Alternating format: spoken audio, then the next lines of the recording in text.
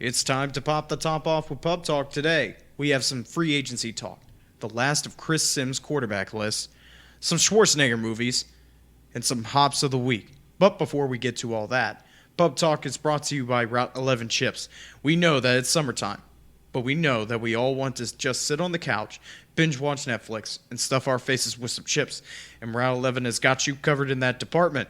Since 1992, Route 11 has been chipping away to give its consumers a great and tasty product. So make sure you check out your local Martin, Spoonline, and Giant to pick up a bag today. Okay, lights, beer, action.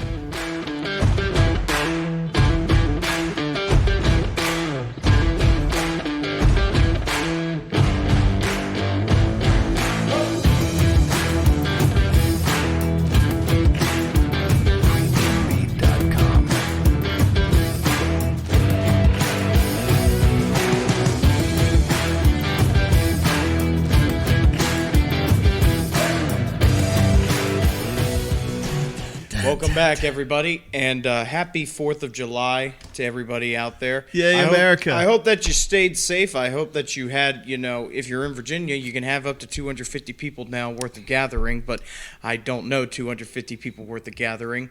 And so just make sure you were staying safe, not getting corona out there. Tom's down with the show. Oh, yeah, he's on the other chair here. We don't have a mic. He doesn't say much anyway. I know. All he wants is just love and food. That's all that damn cat cares about. But anyway, how was your guys' 4th of July? Uneventful. I don't think I saw one firework. I just wanted to go to sleep. I don't stay up for fireworks anymore. I go to sleep at 9:30 every single night now because I don't do it. Yeah. Now that I'm older, it's just like fireworks. Just like, eh.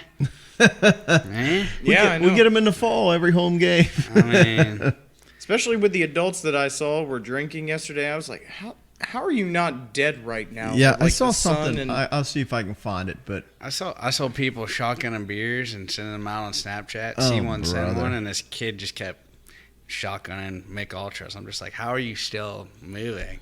And then Ultras, about 10:30, he was setting off all kinds of fireworks. Hey, buddy. Yesterday, like I said, one of my friends that I know very much, he was passed out at least at like 5 o'clock at the latest. He was passed out at 5 o'clock, and we had gotten to the party at 3. So it was 2 hours, and he was on the chair just straight, and it's a layback chair, so it's like straight back, just gone. He was gone after 2 hours we were there. But, I mean, he still played volleyball. He still played slip and slide kickball. He played everything, man. I got to give it to him. But the adults there, that was just absolutely ridiculous. The 4th of July. Look at him. This cat. I'm sorry. Our damn cat won't get off the studio right now. Come on, get off. Sorry, now he's gone. Yeah, but the 4th of July, I mean, yesterday it was so hot. I just wanted to go to sleep. I was there for 6 hours. I just wanted to go to sleep. You thought it was hot yesterday. You should be out there today. It's absolutely miserable out there right now. Is it really? Today's the off day for what I even worked out before the 4th of July thing yesterday, and I was just dead tired. Where we played volleyball yesterday, my feet are killing me because the ground was just awful. Oh, yeah, especially with no rain. It'd be nice if there was like a little shower or something. But then again, you might make it more humid. That's what we thought, but nope, nothing. It was just hard ground, and I suck at volleyball, so what else is new? All right, so let's get on to the topics at hand. I said free agency. It's not really that much free agency. It's one damn player. It is one man who was signed. And it's usually because of this team that you get something like this. Yep, it is Cam Newton. He has signed to the New England Patriots on a 1-year deal, on a league minimum deal as well. But you got $550,000 guaranteed. Mm-hmm. But his contract with incentives could get up to, I found, $7.5 million. That's what I saw too. What the hell? $7.5 million with incentives. And there's like there's roster bonuses if he makes plays all six or is active for all 16 games. He gets bonuses for that. So they got 5 quarterbacks now. 5? 5, yeah. So well, you had Jared Stidham and you had Brian Hoyer, and then they signed 2 guys. Hoyer's gone though. No, he's still there. Are you sure? Yeah, Hoyer's still there. And then there are two guys that they signed. Didn't they draft after the draft? No, they didn't draft a single quarterback. And so you add Cam Newton, and you got 5 freaking guys, Patriots quarterback. Yeah, but unfortunately, none of those guys compared to Cam Newton. Jamar Smith and Brian Lewerke from Michigan State. Yep. Wow. And now throw in Cam. They got 5. Yesterday was a day of like you're meeting people and you're talking football a lot, and one of the questions is like, well, who do you think is going to win the who do you think is going to be in the top 8 this year for the playoffs and everything? And well, I said the Patriots, and everyone was like, oh, come on, man. I'm like, what? What do you want me to say? For the love of God, they were able to do it without Brady whenever he was suspended and go 3-1 without him. They went 11-5 without the man when he tore his damn ACL. The only reason they didn't do it is because Pittsburgh was the best team that year. And the only other, and then Homer. You think about the Patriots last year. Tom Brady wasn't that good, and his team wasn't that good. I mean, and they still went to the playoffs. Well, he got his 2 receivers, N'Keal Harry and Mohamed Sanu, and then you got Edelman. Well, Sanu and Harry didn't have very good years. 2019 was not good for them. Well, they didn't come in until the middle of the season either. You don't have that team chemistry. And they didn't have any chemistry, and they just didn't play well, And when you think about what the signing of Cam Newton does to their power run game, think about the Patriots in 21 personnel. Power run game, counter and boot with him, still under center. With Michelle and Burkhead, okay? Right, in their backfield, so you can still go 21 personnel. Just remember, Josh McDaniels took Tim Tebow to the playoffs with the Broncos and beat the Steelers in the playoffs. I know. I know. That's the thing. Like, Steelers keep coming up in this conversation. I know. But Josh McDaniels has done well with spread quarterbacks. Yeah, but I'm just saying. You got a whole new power run game with Cam Newton, even if he's under center. You're not even talking. I'm not even talking about quarterback runs now. You still have him power. You have counter. Now you boot him out. And then you throw in the fact that you see what Lamar Jackson has done with their read option and today's RPO systems. Think about this setup with Cam Newton, and you're 12 personnel with 1 running back there, Sony Michel, 2 tight ends. They don't have to be spectacular. Now you run freaking RPOs, and you got Cam Newton running RPOs. Everyone seems to think that, they look back at the last 2 years of his career and they go, well, like, what he isn't that good. And I go, the last 2 years were the 2 years that he wants to forget. He was injured for 90% of both seasons. Right, go all the way back to 18. You go back to the first 4 years of his career, he is in the top 5 quarterbacks in the league. And they weren't very good. And they were not good. Only the MVP year that the man won led a 15-1 season with who on his offense other than you got to admit, Kelvin Benjamin was injured that year. Jonathan Stewart was at the end of his career, and he did very well with him. He had Mike Tolbert as well. He had a good trio of running backs, but at his receiver position, he had Jericho Cuttree. He had Devin Funchess, and he also had I forget who else. Didn't he have Sanu? No, he didn't. No, they didn't. Sanu was with Atlanta, right? Oh, yeah. Atlanta and Cincy. He did. So he came that was his offense back then, and he led that team to a 15-1 season. Also, they did have a good defense, but I'm talking about Cam specifically. You don't get an MVP season like that. So I look at that and I go, okay, and then the next year he's good again, and then the next year he's good again. But the past 2 seasons, he's had turf toe. You play on fucking turf toe and tell me how it is. Yeah, he had surgery to repair that too. That's a lingering injury. They showed the process for his foot, and he was given a clean bill of health. He's 100%. And shoulder surgery. He was injured his shoulder. He tried to play through it and then realized, I can't get through this. So they shut him down. And then he had the surgery. And then he tries to play last year. And he's just not the same. But now he's a whole year removed from the game. I don't know. He presents a whole lot of problems. And if I'm thinking Bill Belichick looks at him and says, Well, Cam Newton is that intermediate passer anyway. Can he throw the deep ball? Sure.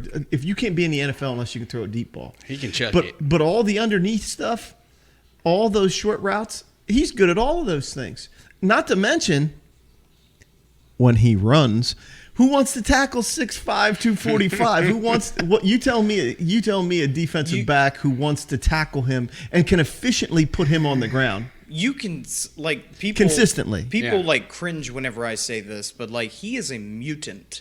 He is undeniably like the perfect picture quarterback. You think about it. He's 6'5". He has a cannon of an arm, can make any throw on the field. Yep. And he runs like a deer. Right. Okay, you say that. And in going all the way back to 15, so he's 5 years removed from his MVP season. He was probably in the running for 2 other MVPs during that time. He won Rookie of the Year his Right. first year. Right. He leads Carolina to the playoffs for their first time in I don't know how long. Right. The next year, Jake Delhomme era. yeah, since Jake Delhomme era. So I don't get what people say. You have argued with me in the past about him, but I think I'm turning you around to him because No, I wanted him to be with the Bears. Oh, okay. You just wanted him to be with the because the Bears. Bears were like, should go Nick Foles, Cam Newton, Nick Foles, Cam Newton. Because they go let's- with the big-headed white guy, Nick Foles, right. who has won a Super Bowl. Though. But I think he would have been dynamic as hell in Chicago. But he just makes the Patriots. He just elevates them. Now they're I won't say shoe in, but they are a serious threat to win the East again. They just are. I mean, if I'm Buffalo, if I'm Miami, and I'm all these guys, and I'm like, I played that son of a bitch once before. Now I got to play against him again. Now, sure, the Patriots aren't the same team. They've lost Van Noy. They have lost some key defensive players. But the question is like, well, if your defense can at least still get it done, what about your offense? Because you didn't have a quarterback. You have Jared Stidham, who had a 1 or 2 year spectacle at Auburn, maybe, if 1 year he beat Alabama. Other than that, he hasn't proven anything because he's been behind Tom Brady. Right. But, yeah, with Cam Newton now at the helm, if I'm Josh McDaniel, I'm going, holy shit, what do we do now? Well, there's too much we can do. There's you a get whole to lot change of your whole system now. Right, and tailor it around him. Yeah, exactly. If I'm Baltimore and I'm thinking about playing New England and I got to defend him, he's a bigger, better, smarter version of Lamar Jackson. And when I say smarter, I'm talking about decisions. Experience in those decisions. Yeah. And so I think Cam He's played in the moment, in the big moment. Yep. And I'm thinking Cam Newton. The thing is, when you think about why the Pats did this, think about Belichick having to defend him and play him before. The last one of the significant home losses that they had was the year in 2018 when I went to Gillette Stadium and I watched them play the fucking Carolina Panthers and they couldn't stop Cam Newton. They won. I was like, holy shit! We spent all this money, went up to New England for the weekend to watch the game. Yeah.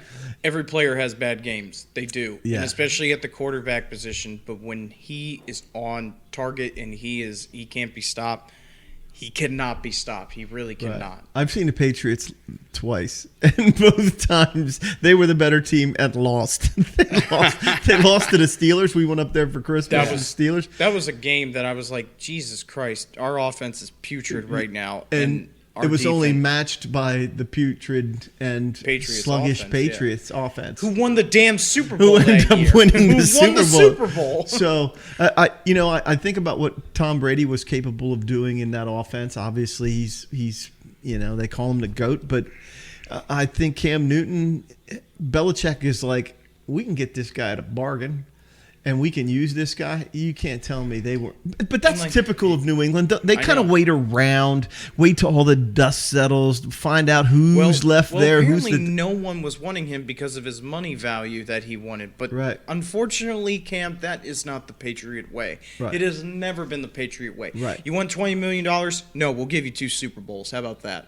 Yeah. Because that's the way it has always been. We'll give you an opportunity to get to the Super Bowl. Darrelle Revis is a perfect example. Right. He could have made millions, and I mean made the bag anywhere he wanted to because he's Revis Island. Right. He chooses New England. He gets a Super Bowl his first and only year there. LeGarrette Blount did the same thing. Did it twice. Yeah. Did it twice with him. Yep. You think about how Belichick has been able to finagle players onto their squad and make them be a better player. I'm just saying, if he even remotely scratches the surface of an MVP type season because he's healthy, what did the They Patriots could win the East. What did the Patriots They could win the East. Yes, they can.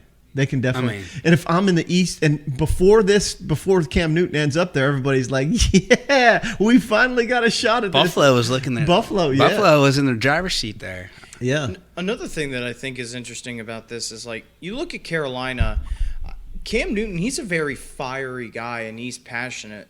Carolina fan base, like, I'm not trying to bring them down or anything, but Sounds to me like you are. As a fan base, they're not as big in Carolina as you expect in New England. When he gets up there and he sees how passionate the fans are, dude, that's gonna light him. That's gonna make him play even more better. Could be. That, like, just yeah, More like better, great yeah. English right now. But I seriously think that, you know, he wants to get the crowd hype. He wants his team to get hype. If he sees a full stadium every single week, because Carolina does not have full stadiums every single week. They don't. They got better things to do apparently down there instead of supporting the Panthers. But Charlotte's a beautiful city. I still They think don't that. even. They used to paint the NFL emblem on the 50-yard line, not even the Panther head. Remember that back in the day? No, I don't remember that. Yeah. I used to remember back when they first opened. Yeah, but Yeah. I think it's a win-win situation for the Patriots. They needed this kind of thing. And if he can win the competition, obviously he has to win the competition. But if he's 100% healthy, how do you not? But here's another thing, and this is something that I've thought about. You know, the NFL has reduced their preseason to 2 games. yeah. So what if he doesn't get enough juice to show he's capable of playing again? Because remember, he's battled injury over the last 2 years and hasn't played significant amount. Neither is Hoyer, neither is Stidham. I think he's better than both of them. So it remains to be seen, and if he can remain healthy, you know. Yeah, so final thought, like, just prove us wrong. I seriously think that he is a perfect fit for that Oh my type God! of I system. just think about quarterback runs. I think about power run game with him under center and being able to boot away from that, and then still have a receiving core that should get better with Mohamed Sanu, Edelman, and N'Keal Harry. So you know they still have potential to be Yeah. very, very good.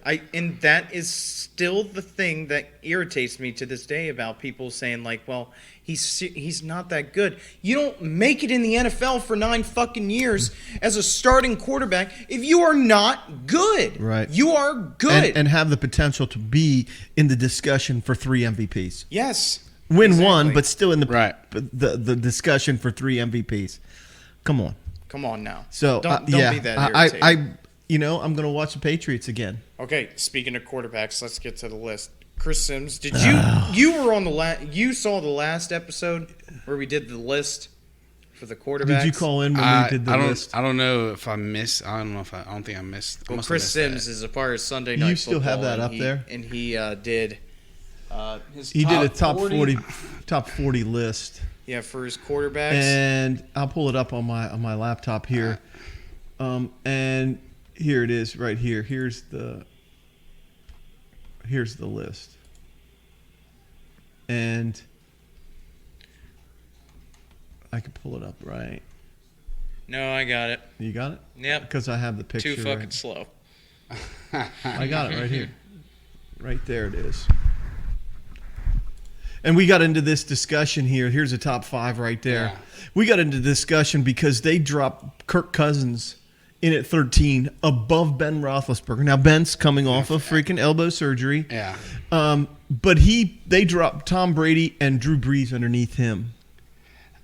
He's drunk. Yeah. He has to I read an article. Well, I mean, Russell Wilson isn't really.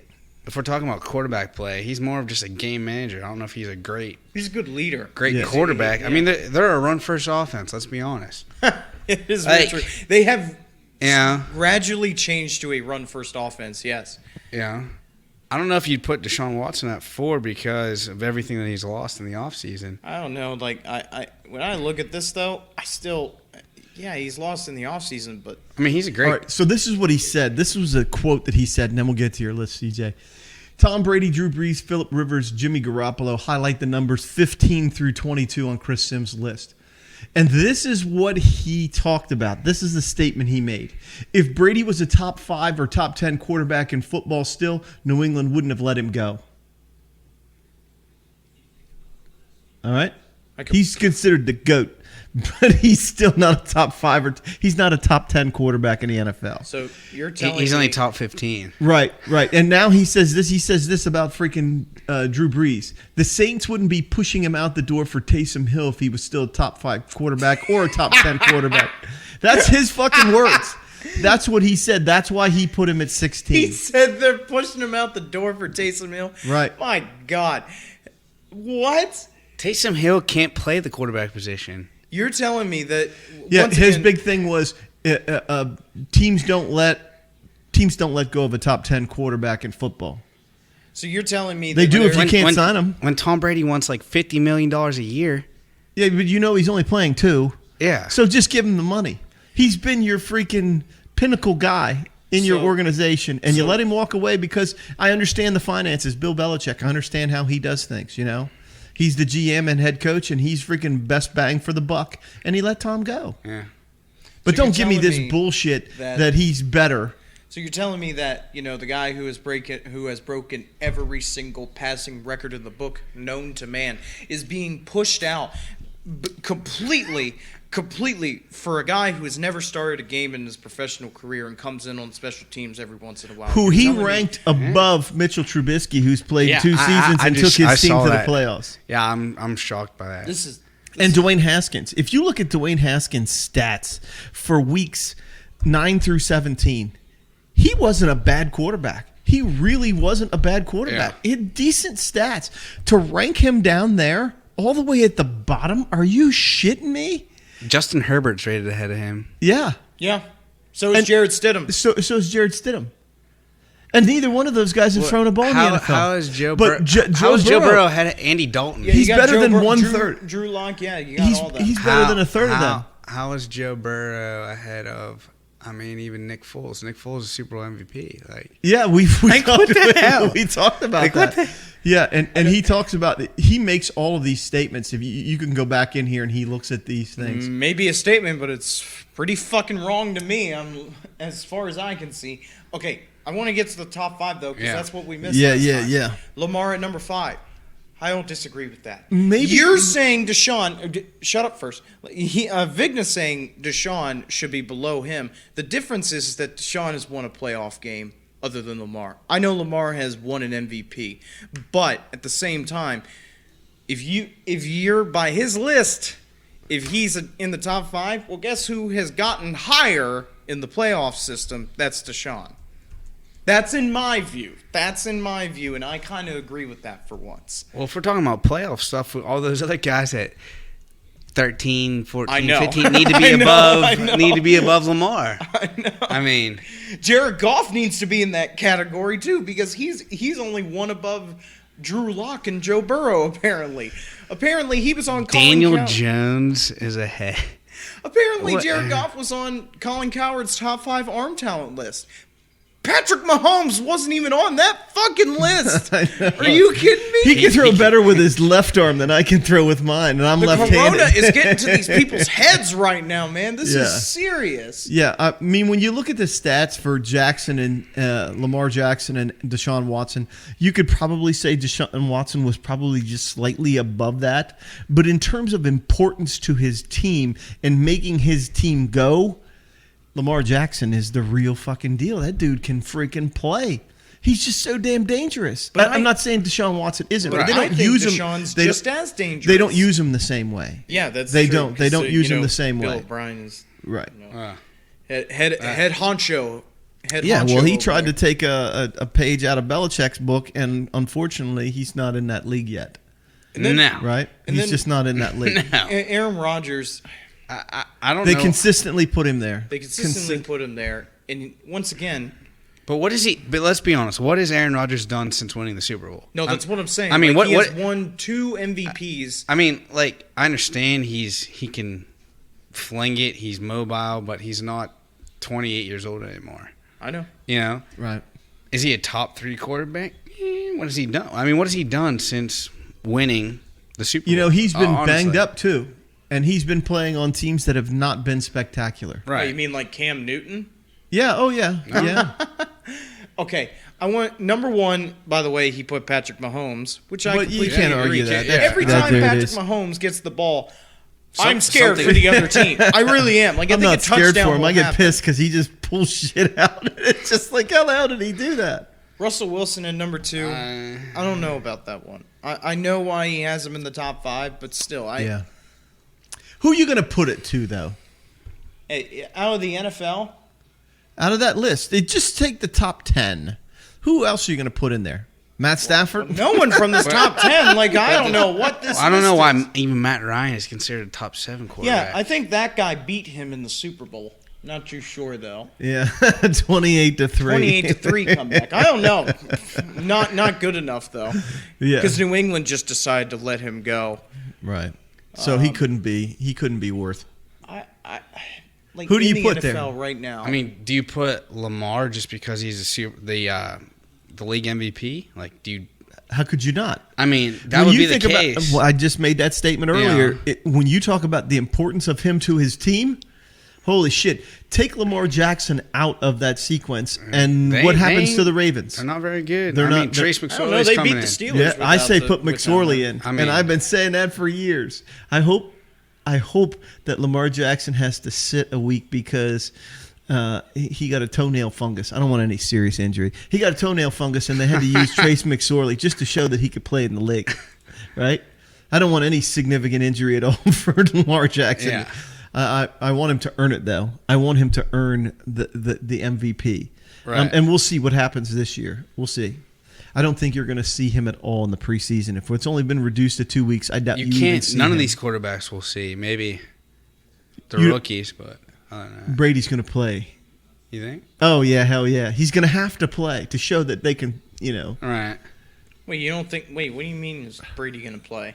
Yeah, In I'm the saying in the preseason. preseason. Oh, absolutely. That I think man's so. Gonna be, Yeah, I think he's going to play them all. And he's going to play into the third quarter. They're going to show that offense at least one drive and say, like, yeah, Right. this is what you're dealing with all season. All right, what happens, and this is just completely off the cuff, Jameis Winston. What happens to Jameis Winston? Oh, you mean the guy that they brought in 33. to back up Drew Brees, but apparently he is only 3 above the guy that, is supposedly pushing this guy out. I don't understand. This whole list here makes no fucking sense for those 3 people. Right. Makes no sense. How to do you me. even put a top 40 quarterback I don't know. list together when But there's he 32 has- teams? Yeah, he Apparently says a 8 lot of these about guys that. don't even fucking play, apparently. Yeah, it's crazy. It's crazy what Oh, he no, put 8 of them together. don't. So you got Tagovailoa, you have Herbert, Hill. That's 3 right there. Stidham, 5. You have, I want to say maybe Minshew or Foles. It's one or the other. You have Burrow, and then you also have, let's see here. Oh, no, so there's a couple on there. There's not a Tyrod Who? Taylor. Yeah, he He's didn't on the play Chargers. much. He's on the Chargers. He didn't play Herbert, much. I forgot about him. He hasn't None of thrown the those have pass played yet this year. He None of those have played. And the stash. Don't forget about. But the stash. apparently, they're all fucking above your boy Trubisky, except for Tagovailoa. Yeah. And I think Dwayne Haskins in the later part of the year shows that he had more talent than Trubisky. But you can't tell me that Justin Herbert, Joe Burrow, and All those and Jarrett rookies Stidham, need to all be at the bottom. They haven't proved anything Nothing. in the pros. Not one. Just because you were a great quarterback in college, a la Jason White, and then did nothing when he came from Oklahoma back in the day. Oh, okay. And won the Heisman, then came. Well, I mean, no Oklahoma Yeah. quarterback who's won the Heisman has come in and make a statement. Here, I'll go back. Bradford. I'll Yeah. go back to, let's see, who is it? Landry Jones. I know he wasn't a Heisman winner, but you remember him. Yeah. Let's go back to, little old Mayfield up Baker there. Mayfield, He yeah. was with the Browns, and you got Murray, who is number 12, who He's won still- 4 fucking games. I'm still not sold on him. 4 games. He's Kyler number Murray 12. is above 3 future first ballot Hall of Famers. 4. You got 4. Rivers. Oh, Yeah. Phillip Rivers will make the Hall of Fame just You got simply 4 because of his numbers. future first round ballots. And I just think And Kirk Cousins.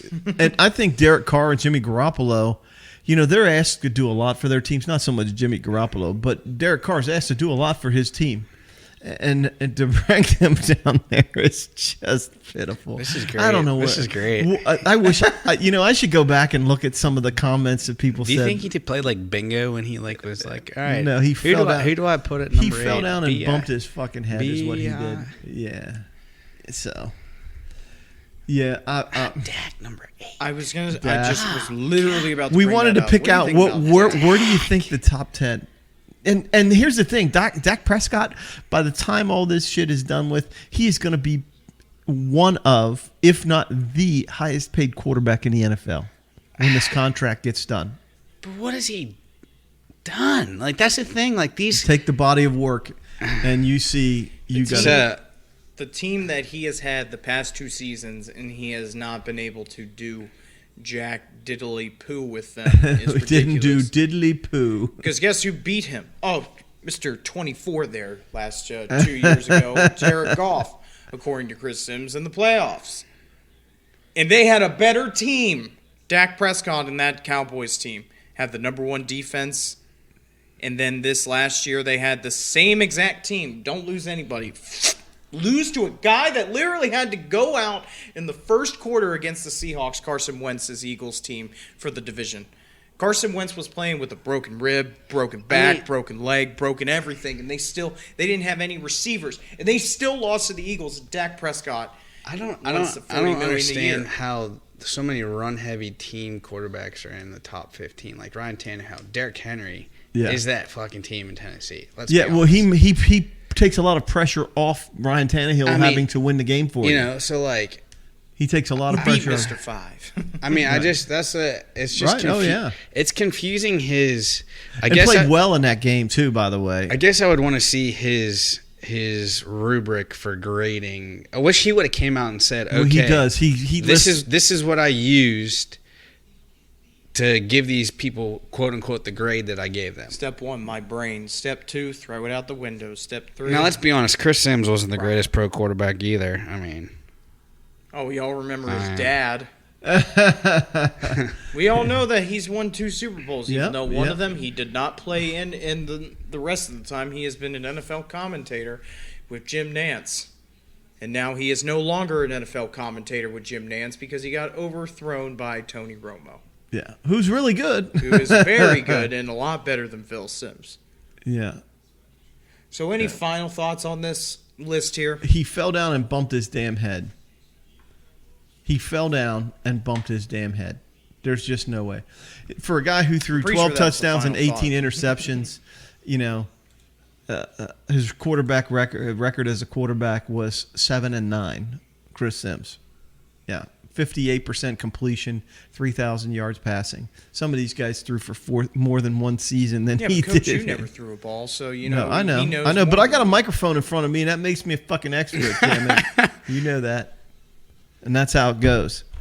But I can see Wilson at number 2. I would probably bump Jackson up. I would probably put Rodgers at 5 if I had changed any of that.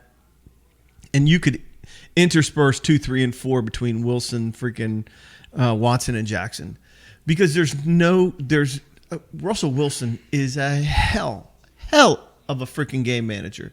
He just makes shit happen. He makes really, really good decisions, and he can beat you with his arm or his feet. So I think you have to have him in that discussion easily in the top 5, top 6 maybe.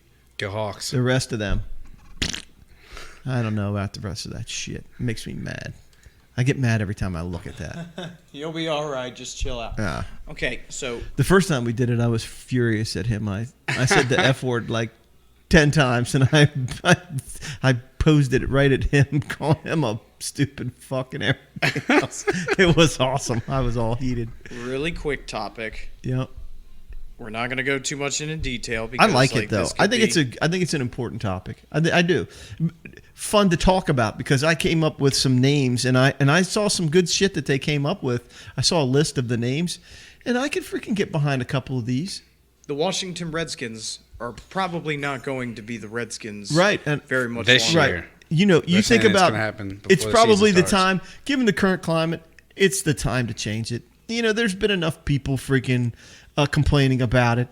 Say what you want. It's been going on for a long time. Yeah, I think it Years. has. I think it has. It And then truly has. you know the skins have been around since 1933, so you can see why Snyder balked at wanting to change the name because Well- he just felt it was the legacy of it. But now that you're talking about investors and all different kinds of Nike and FedEx. yeah, I mean Nike, Yeah. FedEx, you know, they own the rights to that field till what 2025, another 5 years, and they're paying gazillion dollars to represent that field. And if they tell you, hey, you ought to change the name, Daniel Snyder should go, hey, maybe we'll change the name. So what are the Right? names you got here? Oh yeah. So one of my big questions was, does it really matter if they change the name? Does it really matter? They're still gonna suck. Could be, you know. But my whole thing is the NFL has been a $1 billion industry.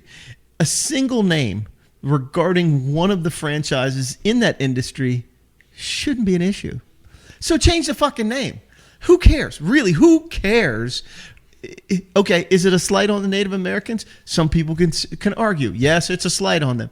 You look at it another way and some people go, yeah, but that's not why we did it. We did it because of this. We are honoring this, and we're, you know, they have all different kinds of arguments on both sides of it. But when it comes down to it, I'm thinking Keanu Reeves, and I'm thinking the Replacements, and they should turn their name over to the DC Sentinels. They should become the Washington Sentinels, man. I love that name. I thought it was cool. I was sitting So around. you're just gonna like be very lazy about it and say like, you remember that movie, The Replacements? Yeah. Let's just become Why that. not? What a great name for it. I think that's copyrighted, but Really? It's a $1 billion Really? From that industry. movie? I don't know. They'll pay the producers I don't of the know. movie. I don't know. They'll pay the people that made that $14 film and the film for $14. No, they spent more on the red, white, and blue uniforms of the Washington D.C. Sentinels to do that. So, See, but I was wouldn't just mind thinking, changing like the name instead of making Right, it Washington, right. making it in the DC whatever. right? And so I came up with something where this color scheme doesn't have to change. That's my Right, thing. and another thing is that Redskin logo with the big R, that doesn't have to change either. If you use a can team, be your if you main use logo. you use a name like the Renegades, yeah. DC Renegades. You know, you don't have to change the color sequence. You drop the arrow, or not the arrow, but you drop the feathers, Yeah. and you keep the You leave the circle and yeah, you put keep the that R. that you know that script R and stuff like that. That can stay the same. And when you think about it, hail to the Renegades, it's the same thing, right? True. Right. Another. I'm sorry, I just was playing on this. Another thing is the Red Tails. I saw that. Red Tails. And I was doing some research on that. I and like the W that some of the guys, some of the people made, like the W with the, you know, I don't know if you saw the emblem that they made with the airplane, but they made made an airplane one and they made like a script one that had like the curvature of the actual Red Tails, which is kind of cool. Yeah. And one of the reasons why I thought Red Tails would be good is because I was doing some reading and they said 3 of the first guys who entered the Tuskegee Airmen, who were commissioned as pilots for World War II, were from D.C. Well, that's pretty So cool. yeah, Wow. so that, and then you don't have to change the R. You can keep the color scheme. Hail to the Red Tails and whatever. And not only in this current climate are you recognizing African Americans in this situation, it's a good fit. Sounds good. And it goes with the DC sports teams, the Nationals, the Capitals, and then there's something, Patriotism, you know, Yeah, that goes and with that. Right. Yeah. And let's face it, the freaking Red Tails and the men of the Tuskegee, they were freaking heroes. They were freaking legendary throughout World War II. Never lost a single plane in any of their freaking their missions. Not a single Badasses. plane. Yeah, they got a freaking great history. And why would you not want to recognize that? And then the last one was the Red Hawks. I saw a mock-up of it. And the color schemes were still the same, that maroon and gold and what have you. And they made this freaking hawk with it and called the Washington Red Hawks. And I did some more delving into this. And I think one of the upper echelon guys of the the Skins, I'll call them the Skins at this time, is from Miami of Ohio. And guess what Miami of Ohio did in '98? Yeah. They changed the name from the Redskins to the Red Hawks. Yeah. And so he's now in the organization. I think that's a long shot at best, but it fits. And they apparently this whole shift or movement towards Red Hawks was started like 3 years ago, 2017, where somebody basically put up this what do you call it? Petition? Yeah, like a petition to change the name. CJ, see if you can find it on there. Pull up the screen and see if you can find the Washington Red Hawks logo or mock-up of the logo. It was pretty cool. Washington Red Hawks? Yeah, Washington Red Hawks. And it's really cool. It's a pretty cool logo. Yeah. See, right there was go back one. And you want to see in the first row about the fourth one over, right there. How cool is that freaking? It's like a bald eagle almost. Yeah, right? I mean, like it's just a hawk. I mean, well, bird of prey kind of thing. But look at the logo on the helmet. Yeah. Don't tell me that doesn't look nice. That looks really good. I mean, it blends. Right. The color schemes all match. Go to the one that says Washington Red Hawks up there. That's kind of cool. Yeah, see how it all fits together. They have the same. They kept the same font for it. Where it would, instead of Redskins, it would be Red Hawks. And it, I think that's cool. Yeah, I thought it was like really good idea. And they have a couple of different versions of it and stuff like that.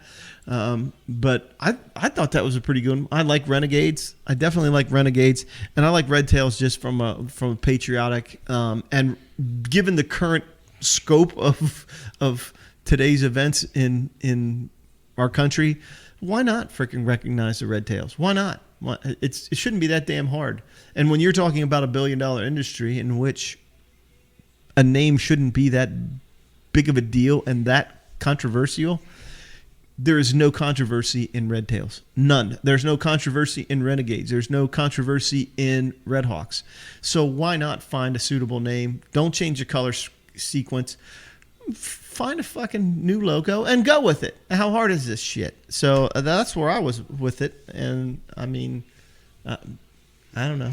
Like I said, quick topic. I don't want to get into it. Yeah, I'm good with that. I liked it. I was kind of interested in some of the cool names that they had. They had this top 10 one, and some of them were like really shitty, and they wanted to call them the Generals, and I'm like, really, Generals?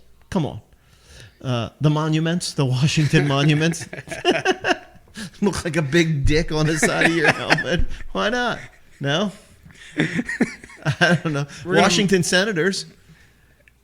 That was the name of the baseball team before they became, when they left and were phased out of baseball and then came back, they became the Nats. The Nats. And I like that. Yeah. So, it'll be interesting. And the Capitals are already used, and you can't use bullets. That's completely off the table. Yeah. Then because the Washington are now the Wizards and stuff like that and the Capitals, I think that's a great name, Washington Capitals. Yeah. That's a great name for. I don't care if it's what sport's being played. I just think that's a great name. My only question is this: where does it go for some of these other teams, like the Chiefs? What happens to them? Are they going to fall? I think some of them have permission. Like Florida State's got permission. Yeah. Well, see, I remember the old Redskin logo with the spear and the feathers on it.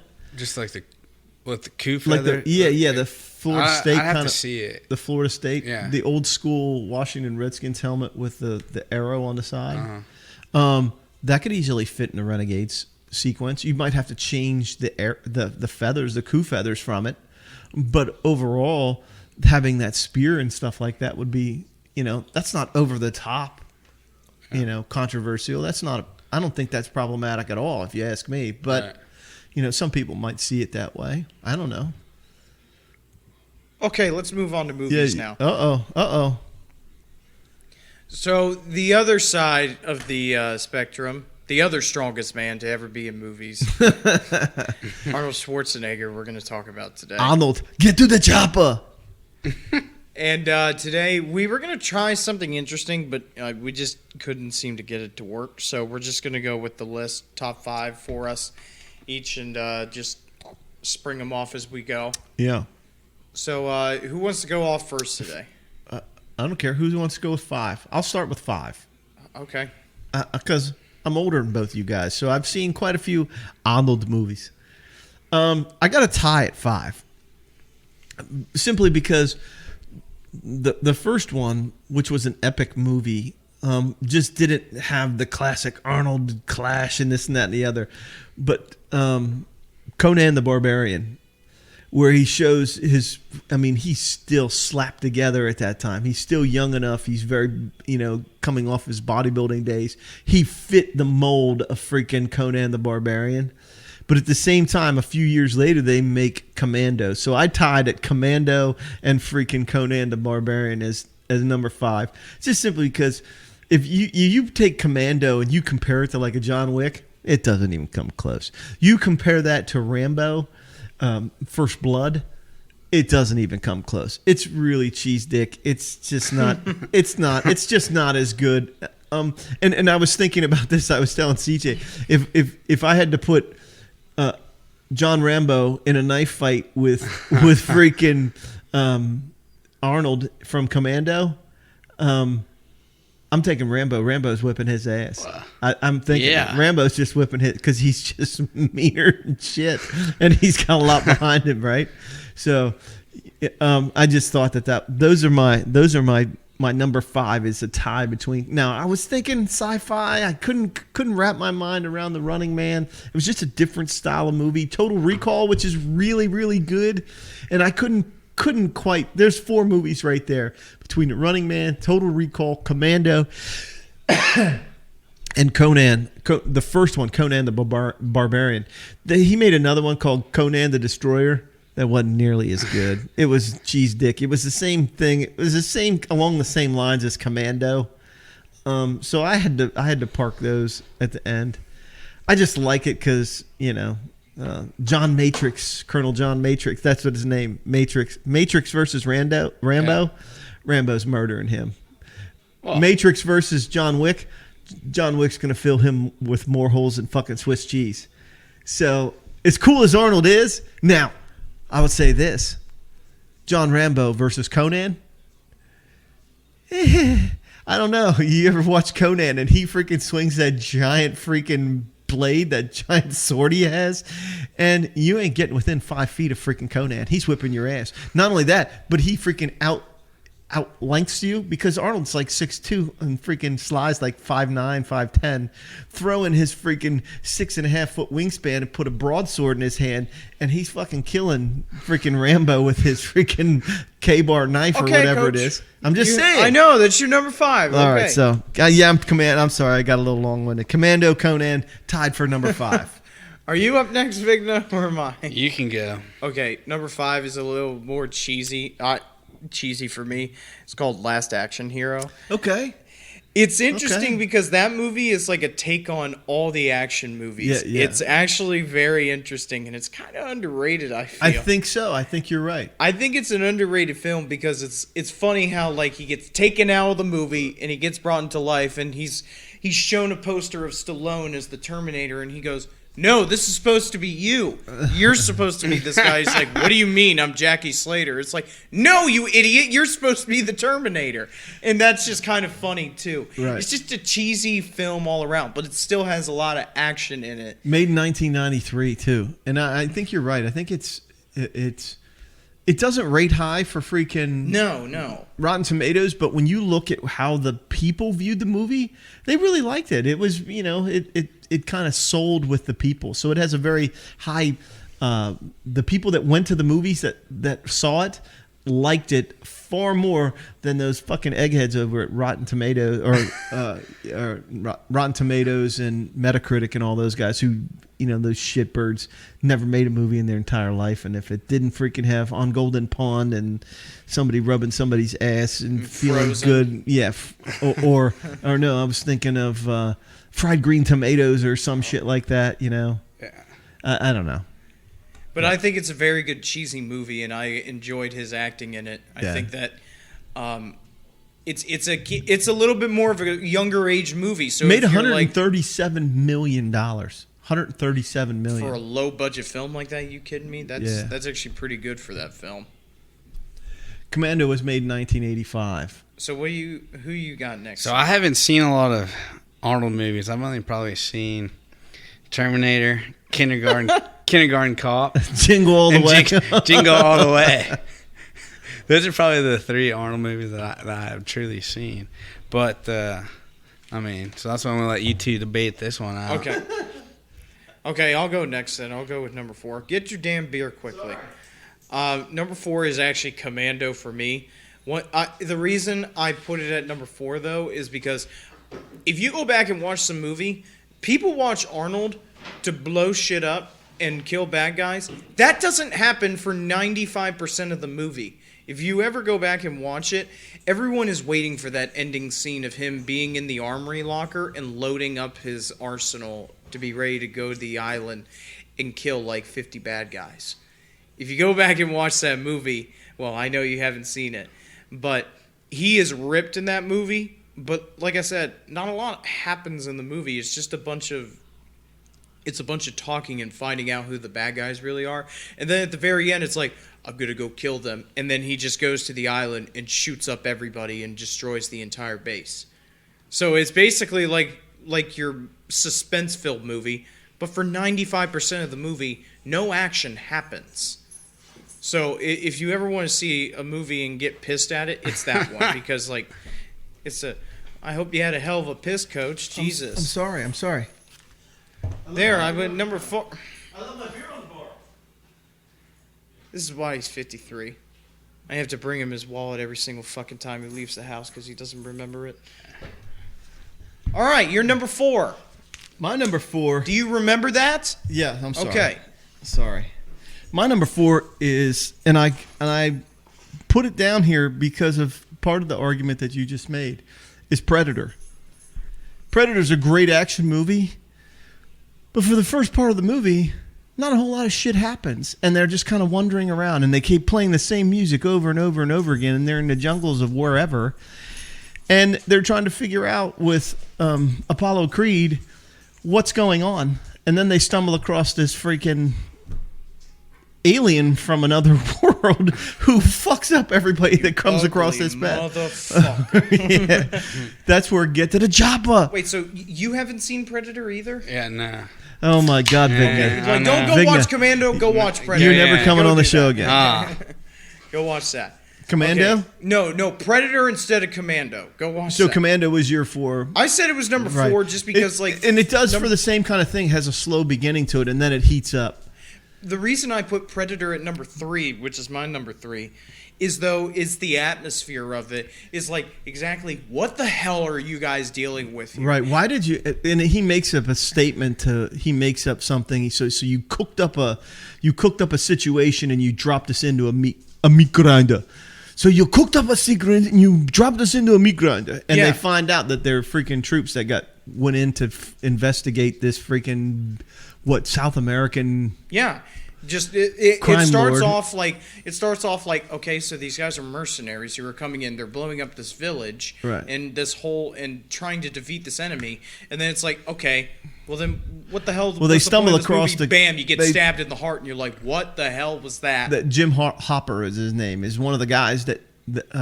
Bear is the guy, the Indian guy who stumbles across these bodies that are hanging in the trees, and they find the freaking dog tags of one of the soldiers, and freaking Arnold knows the guy, and so he immediately goes to freaking Carl Weathers, who's playing one of the, I don't know all the names of them, but he goes to him and he says, so you cooked up this situation and you dropped us here, and why the fuck are we here?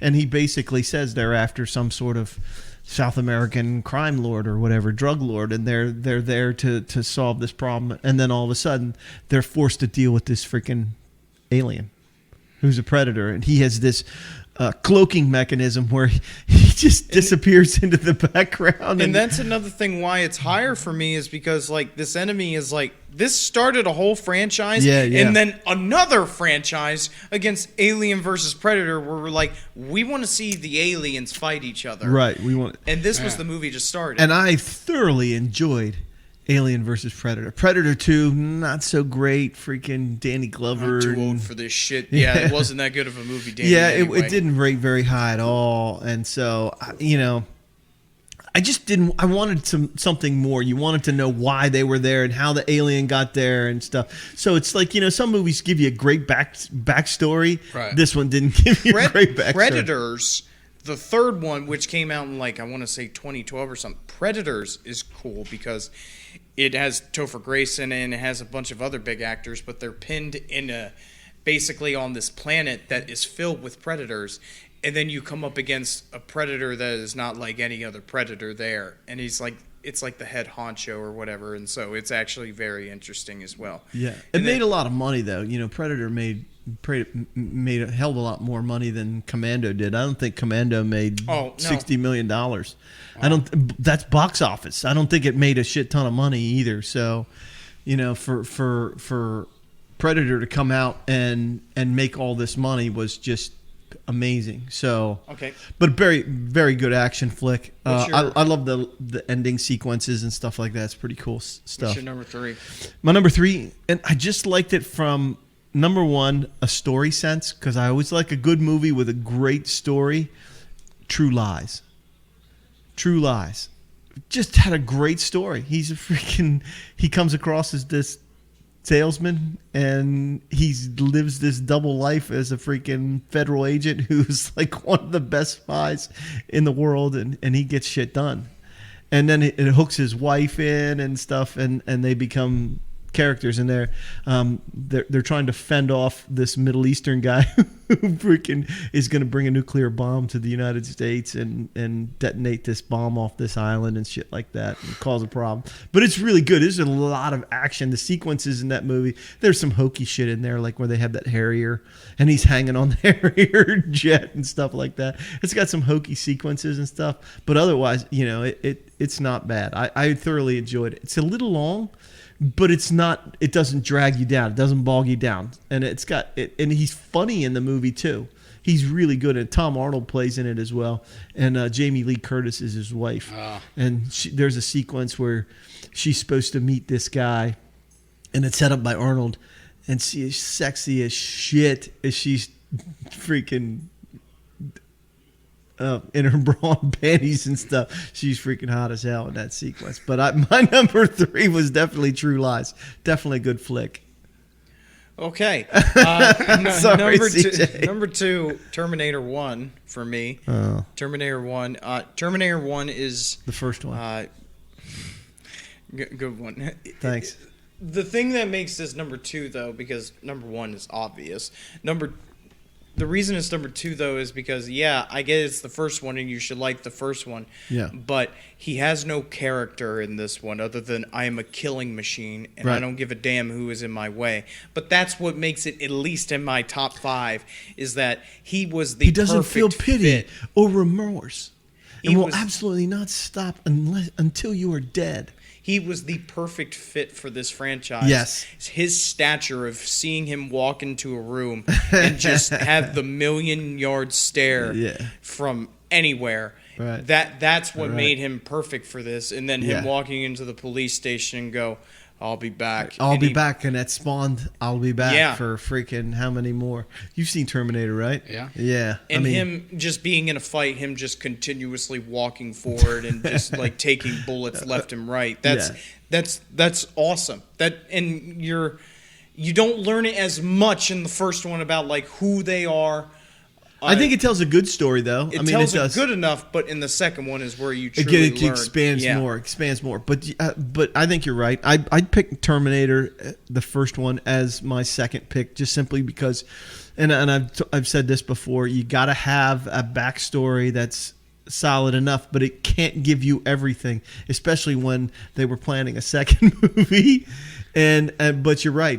The only reason I didn't make it number 1 is because at the end, there's a sequence where Arnold ceases to become Arnold on screen, and it's taken over by some mechanical guy. And back then, the special effects didn't create what you would have today, and so it kind of looks a little, I don't know, it's a little shitty. I mean, it was 1987 is when it was made, and so, I mean, you're still not going to get as high of a production value as you would back then. But be curious to see what it made at the box office. Yeah, I'm going to check that right now. Made in 1984. Oh wow, I thought it was 87. Okay. Wow, so it took him like 12 years It made to make $78 million in the box office, but it was made for $6 million. So they freaking 100%, 1,000%. And this is the role that made Arnold so popular. Yeah. If there was I know we're talking about all his movies, but the Terminator is what his role has been to make him so famous. It truly is. Yeah. So the way that he talks, the way that he looks. Well, it spawns the whole idea of what Skynet is, and that Skynet is this computer that learned, and it considered humans a threat, and so it went after the human beings, and then that's what spawned. That's what spawned Arnold's. Yeah. The machine that makes Arnold. The Cyberdyne Systems Model 101. Yeah. and then the number one movie. You can't. Nobody can argue this one. Terminator 2. Judgment Day. Terminator Only 2 Judgment the Day. movie after it. Number one reason, the special effects are incredible in that movie. I mean, the T-1000 right away, whenever he gets shot in the face. Oh, look, my head is split in two. It's back to normal right there. He was. Yeah. The way they built on the first one, and I think a lot of it has to do with James Cameron, who was the director. Yeah. He just does. He did Titanic. He did freaking Avatar. Yeah. He put the movie on a whole nother level, and so instead of making sorry about the mic move. Instead of making Arnold and the enemy or the bad guy, he changes Arnold's perspective and creates Arnold as our screen. What happened to our screen? It just turns off. That's all. Well, he changes. He creates Arnold, and it changed. Arnold becomes his hero. He becomes this thing that everybody. You wouldn't mind having a. You wouldn't mind having a Model 101 as your pal. And that's the difference in the first one and the second one is, and then the first one is called a T100. Right. It's not a T101, right. Where they make an improvement and say like, okay, we're not gonna kill everything in sight. Here's your mission, but don't harm anybody else. Okay, and it's like. Okay, that's fine. And it makes for a fantastic movie, and it's one of the best films in film history. Yeah, let's see how much money T2 made. I guarantee you it's in the 9 digits. You think? Here it is. Oh, wait, no, not 9 digits. 9 digits. Oh, my God, it made $500 million. Yeah. $520 million worldwide. That's a lot different than $74 million from the first one. Yeah, and they had a $100 million budget, and it still made $500 million worldwide. Yeah, that's a lot of money. There's a reason Arnold only had to become the governor and then retire because of that movie. Jesus. Terminator movies. I guarantee you that the third one made a lot of money just because, like, it's been years, because it was like another 12 years before the third one was made, and it flopped, of course, because it wasn't as good. I didn't mind it so much. I'm saying from standards of like most people, because everyone adored the second one, and then the third one came out, and there was a lot of plot holes and everything, but still, I'm sure the third one made a lot of money because it was finally the third one to the second. Yeah. Oh yeah. And it wasn't bad at all. I didn't mind it too much. It had a kind of shitty ending to it. But it was called Rise of the Machines. Yeah. That was the third one. And it made $433 million worldwide. Yeah. Wow. $400 million. So you got two movies and they're almost at $1 billion. Two movies. And then you had Salvation, Terminator, Christian Salvation. Bale, you don't have Arnold, and then you got Genesis, and then you have and then Dark Fate, is the most recent one. I'm trying to find out how much that one made. I don't see anything. I'll have to find out. I can find it. Just give me one I'm sec. sure it would have something. Dark Fate was the most recent one. Correct? Yes, that was the 2018 one.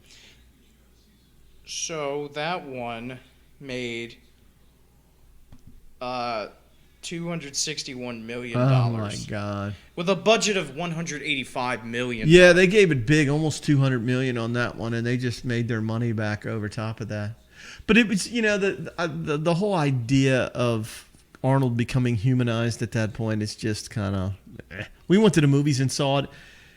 Even Salvation made $371 million. Yeah. Oh, dude, there's well over $1 billion in this freaking franchise. Almost $2 billion. It's crazy. It's crazy. And then Genesis, $440 million. That was the return of Arnold. No wonder that fucking made more money than Salvation did. Yeah. Yeah, that's the whole franchise itself. Like I said, I don't want to say it's only him, but it's because of Arnold. Oh yeah. You can't make him without him. I mean, you just can't. Well, they did. They made one without him. They tried.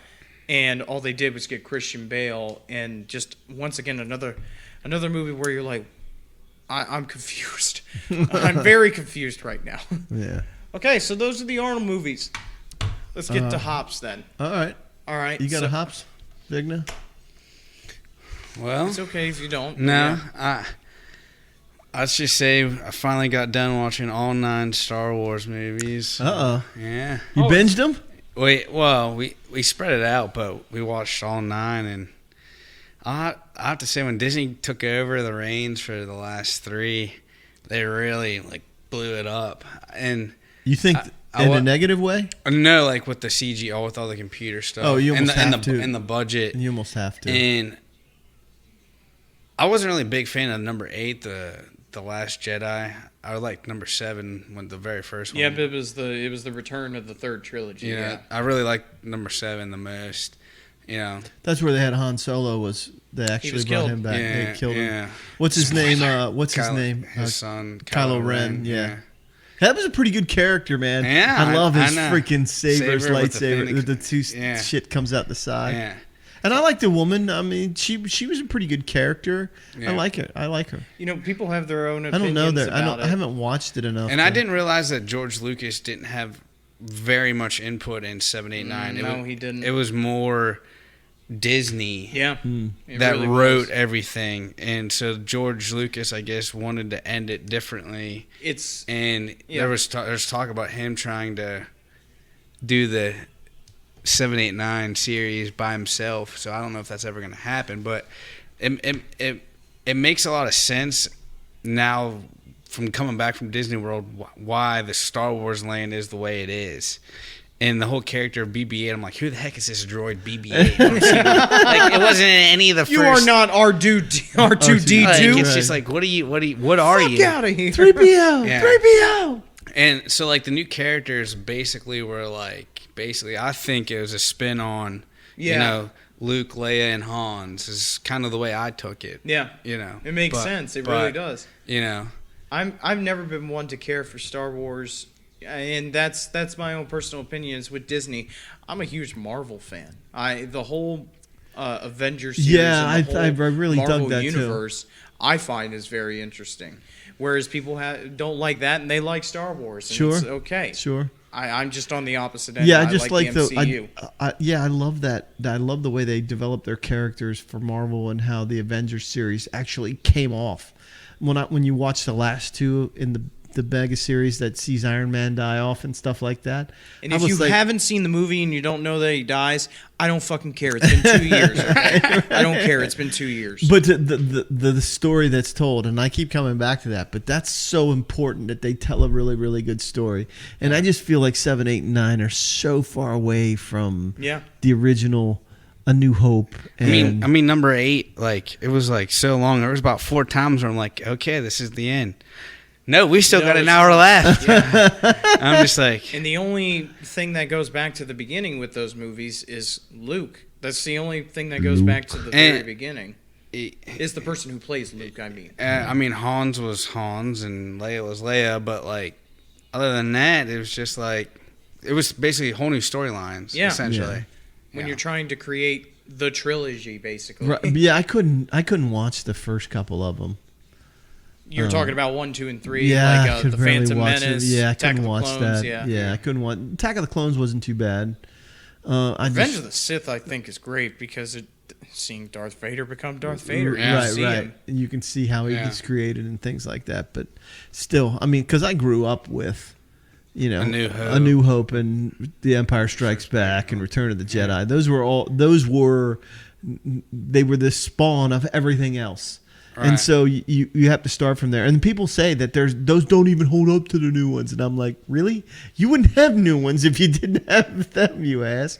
And of course, they were made back in the 1970s and 80s where they didn't have the technology that they have today. Should have died in the trash bin where they got trapped. That's my favorite line. 3PO! 3PO! And he's yelling at C-3PO. I am versed in well over 6 million forms of communication, sir. Well, good hops, yeah. Right. That's a good topic. Yeah. Yeah, definitely. So I going next? I don't care. Mine's really simple. Mine's kind of stupid, actually. Okay. So I was reading an article as the NBA gets near. You know, at the end of this month, the NBA is going into the Disney bubble. Speaking of Disney, they're going into the Disney World, and they're going to start this NBA season down there. And Stephen A. Smith came out on his show, and he's like, yes. How are these players going to go without having sex? Because once they get there, he talked about it. Yeah, once they get there, what are you going to do? Yeah. You know, they're stuck. You can't. I mean, this is supposed to last for 3 months, and after a while, after the first round, once they show up there, they can't have anybody there with them, so they have to quarantine for 3 days before they get there, and then once they're there, they can't fucking leave. They're stuck there. And then if you get your +1, if you're bringing your wife or your girlfriend, they have to quarantine before they get there. What are these other guys going to do that aren't married? What are they going to say? How are they going to do? And so Stephen A. Smith went off, and he's like, I don't see how these guys are going to make it. They ain't going to make it for 3 weeks, let alone for 3 months. How are these guys going to go without sex?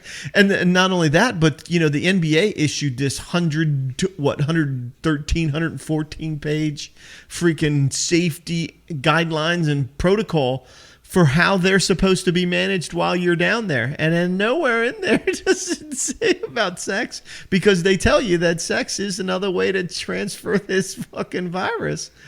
And so you're going to have all of these men hanging out in freaking Disney, and for the first part of their time down there, no women. It's like college football camps. It's like they have to be in a dorm. Right. And it's but like they're literally going to be in a bubble. No, that's what I'm saying, though. Like, if I know you have had it, but for college football, I have been a part of it. Like, the players all have to be in a dorm, and they can't go anywhere. Right. They have to wake up at 6 a.m., eat breakfast, go to practice, go to lunch, go to practice, go to dinner, go to sleep. That's it for 30 days. Yeah. Oh, yeah. It's just like that. Yeah. And so these guys are going to have their time. So I was listening to the thing, and Stephen A. Smith, he raises a good question. What do you do?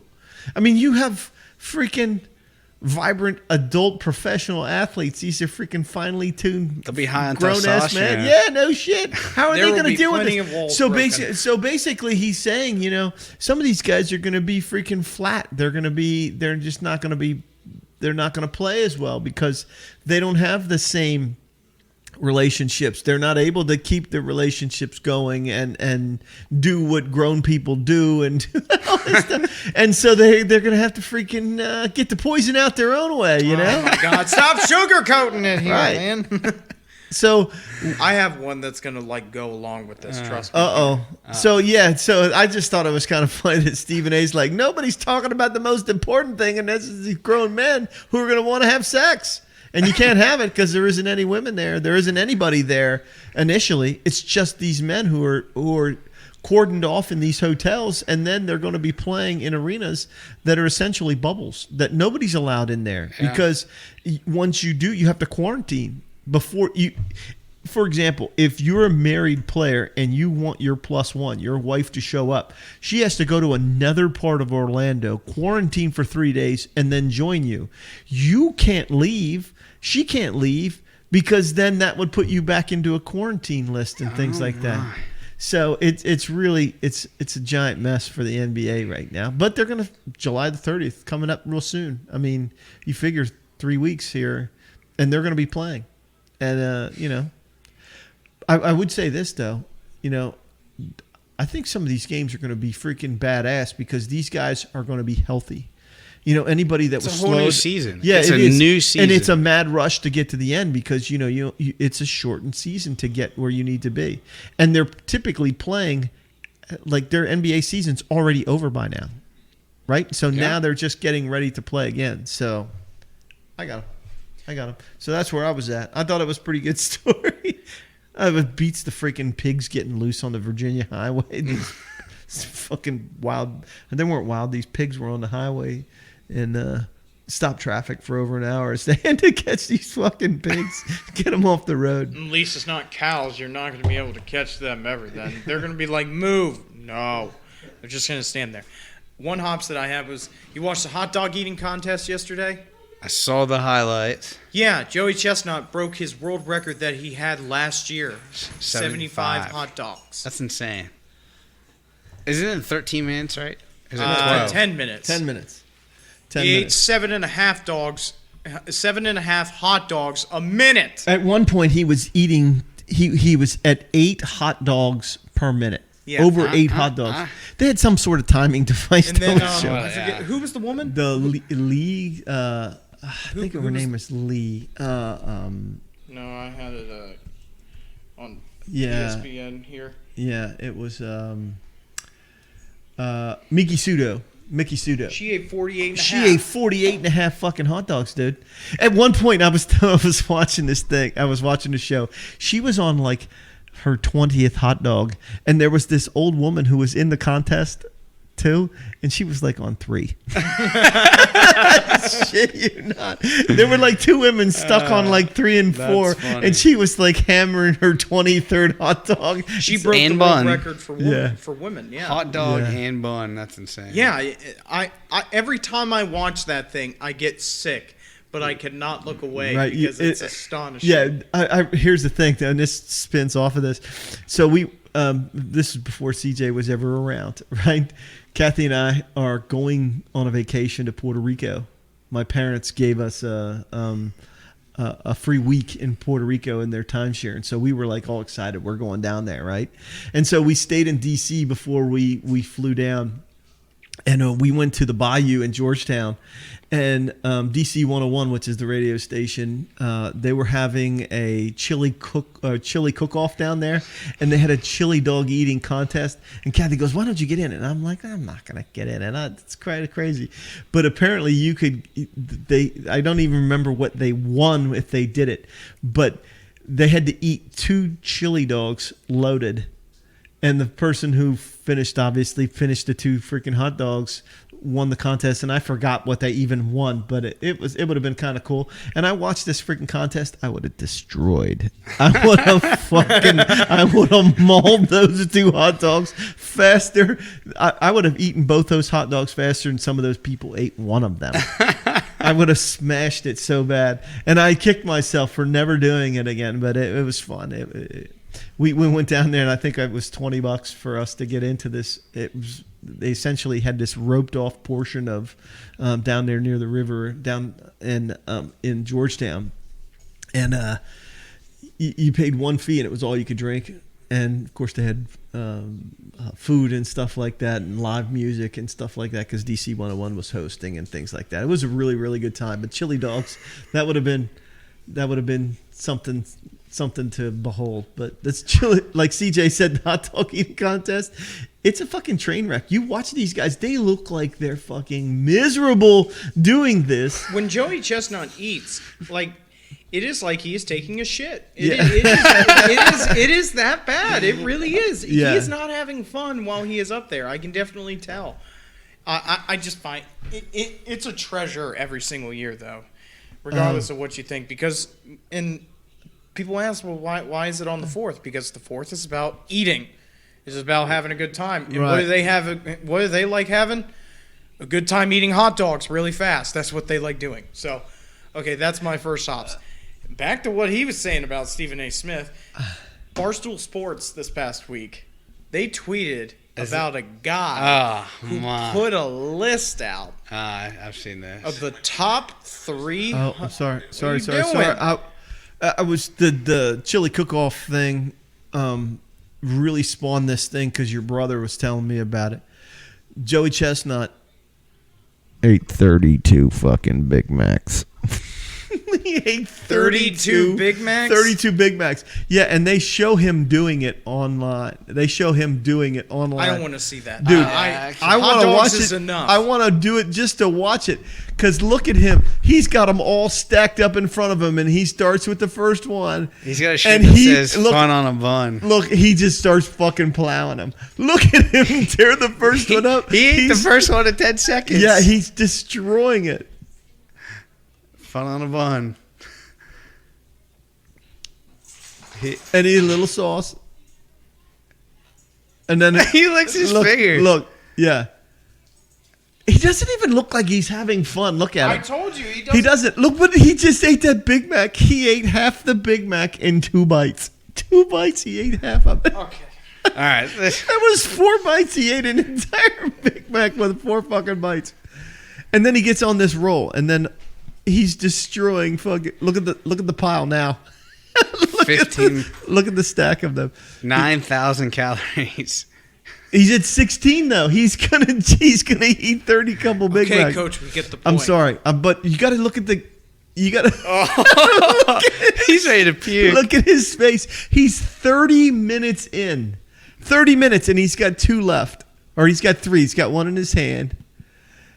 And it's good, Joey. Don't eat the fucking lettuce. That lettuce is fucking garbage.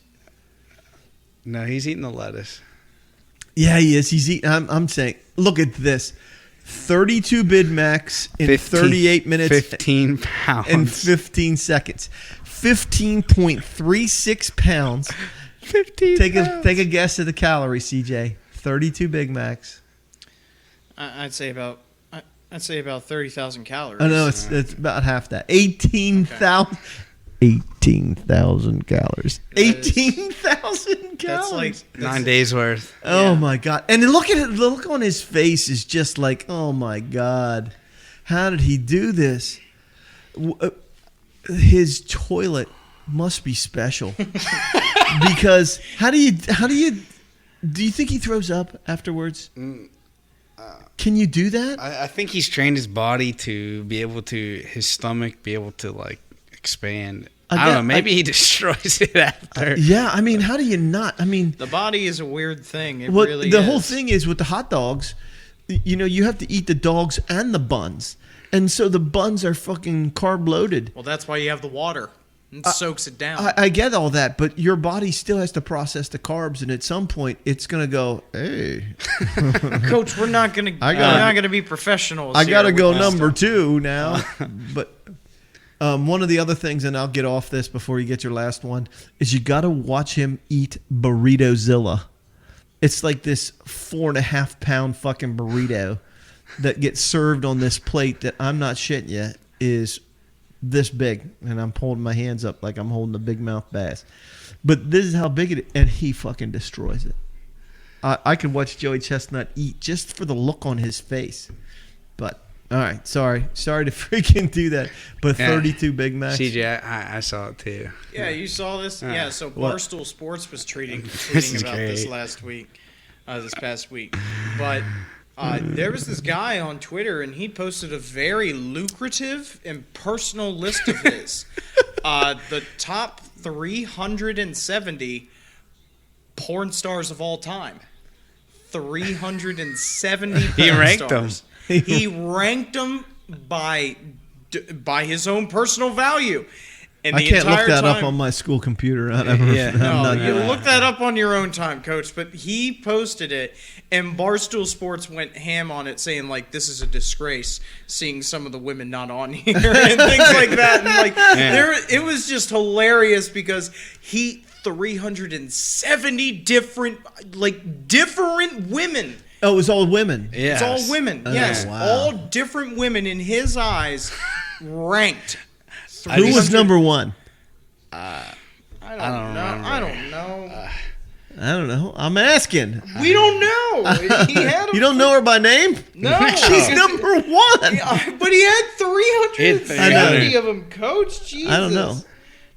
Yeah, but there's got to be a pile of women in there for sure. It was a couple days ago. I'll find it later. But 370 ranked completely by this man. And who was 370? I don't know, but like there were some women that I said that weren't even on the list that Barstool Sports was going like, this is a crime of humanity. So his porn list was the Chris Sims of the Chris Sims list, was it? But that was 40. This is 370 different women. Wow. Every single. Are you trying to find it? Yeah, I can't. I don't know what it's.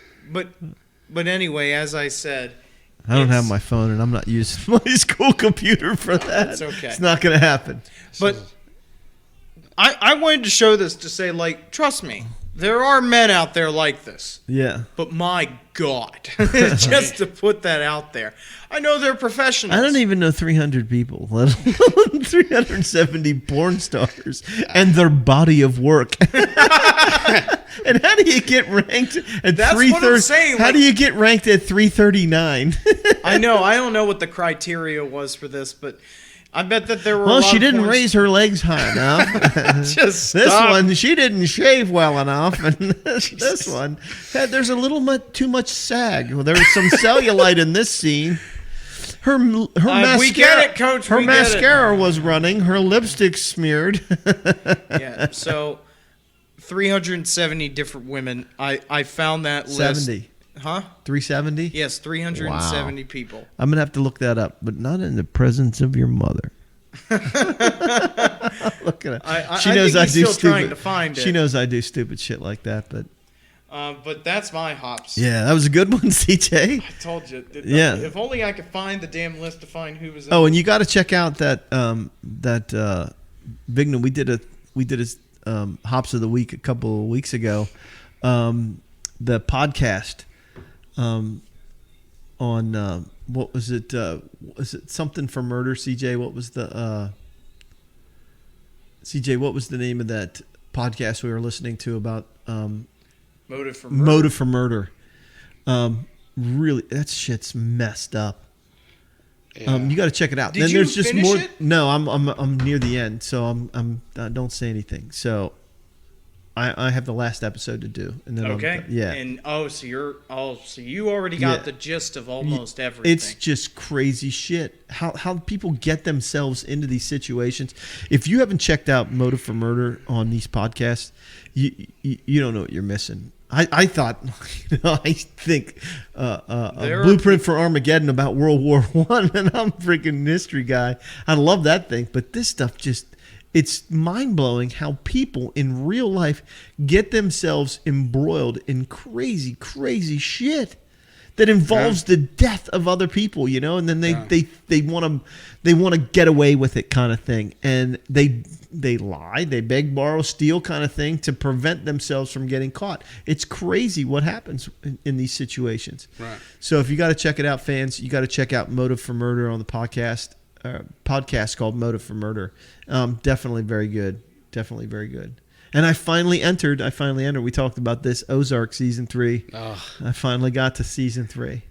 You're on season 3. You're in the middle of it now, or? And we're episode 3. So coming up on 3. 3. You've seen the riverboat that, like, you saw the inside already? Yeah. That place is alive, right? The casino. Yeah. Oh, this kid's good. Yeah, with that woman falling down the hill, where he just goes no, and he fucking hits her, and she falls down the hill. She ends up in the water down at the bottom of the hill, and then what does he do? He just walks away. I was like, what the hell was that? It's gonna get crazy. Yeah, it's gonna end on season 4. Yeah, there's 14 episodes. 14 episodes, double. It's gonna be double long. Yeah, it's gonna be freaking. I don't know when it comes out. Nobody seems to know. I have no idea. But hopefully it'll come out over the winter. So, you get those winter doldrums around January or February. It's going to be badass. Yeah. So if you're not checking out Ozark, you need to check out Ozark. I guess I have to check out Ozark. CJ, it's fucking phenomenal. Is it gonna be like Game of Thrones? No. No. I'm saying like excitement. No, it keeps you guessing because just when you think you've got it figured out, you ain't got shit figured out. Something else comes along and changes like Mind Hunters, especially season 3. Yeah, especially season 3. Yeah, well, I'm just wait till the end of season 3. Yeah. Oh, I bet. Yeah. So. Okay, well, we're going to go watch Ozark then. So Yes. Thank you guys for tuning in. A little bit longer episode. Thank you, Vigna, once again for coming on. My pleasure. I know school's going to be coming around the corner, so you're not going to be as, Free to come on the show. Yeah. But thanks, guys. Yeah, Till man. next time. Enjoy it. Next time we'll try and do a live show. We wanted to do a live one now, but we had to change so much stuff that we weren't able to do live. It just didn't work out. But we thoroughly enjoy the live show and stuff like that. It's always a lot of fun. Yeah, I think we're going to try and get a 3-beer segment going. I've got the next couple of episodes of beer. I just went and picked them up. New ones, different ones. Yeah. So maybe if you got time next week, you want to come back and do 3-beer episode, maybe we can do that next Sunday. Okay. And we'll do a live show with 3 beers. Okay. Okay. Yeah, because I picked out some new ones, some different ones. Definitely looks good. Well, this has been Pub Talk. Thanks, Yeah, guys. man. See you guys. Peace out.